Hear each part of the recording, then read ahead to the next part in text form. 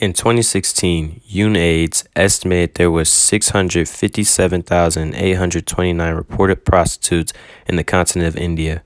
The history of Indian prostitutes can go far as back as to the 3rd century AD, when Indian women would send their daughters to a temple to become devadasis. A devadasi is a girl dedicated to worship and serve of a deity or a temple for the rest of her life.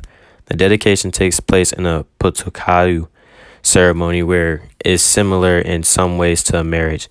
In addition to taking care of the temple and performing rituals, these women also learn and practice classical Indian artistic traditions like Bharatam and Adasi dances. They had a high social status as dance and music were an essential part of temple worship. But during the colonial times, reinforcements worked towards outlawing the Devadasi tradition. Colonial views on Devadasis are hotly disputed by several groups and organizations in India and by Western academics. Then later the Devadasi system started to disappear, having been outlawed in all of India in 1988.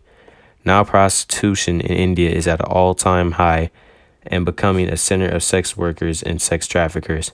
Of an estimate 20 million commercial prostitutes in India, now 16 million women and children are victims of sex trafficking, according to campaigners. Usually, the women that become prostitutes are forced in by sex slavery, and the next generation is born to a life of prostitution and will start work at the age of 11. These prostitutes are usually found in major cities and in red light districts. A red light district or a pleasure district is a part of an urban area where a concentration of prostitution and sex-oriented businesses, such as sex shops, strip clubs, and adult theaters, are found. With 28% of Indians' population in poverty, some women work as prostitutes to feed themselves and families.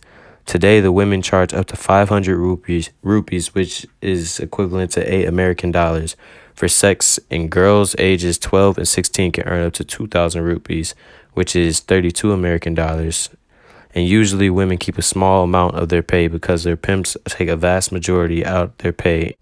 In one survey, it was found that a third of prostitutes in India re-entered this trade because of poverty, and more than a fourth opt the profession of prostitution in India after marital problems. If not traffickers, some people kidnap some women because a relative of the woman will owe money, and this is called the Turkey system. The Turkey system is a debt bondage or forced labor system found in Kittapur and other parts of West Bengal. Under the system, a female can be coerced into prostitution in order to pay off debts. In India, the country where prostitution is rampant is Nepal, Bangladesh, and Mumbai. Estimates show that these brothels in India are run on a several illegal trafficking of girls on all levels from ages of 14 to 50. The races include Indian, Nepali, Bengali, Bangladeshi, Russian, and college girls that visit, and then they will turn them to housewives. Prajwala is a non-governmental organization based in Hyderabad, India, devoted exclusively to eradicating forced prostitution and sex trafficking.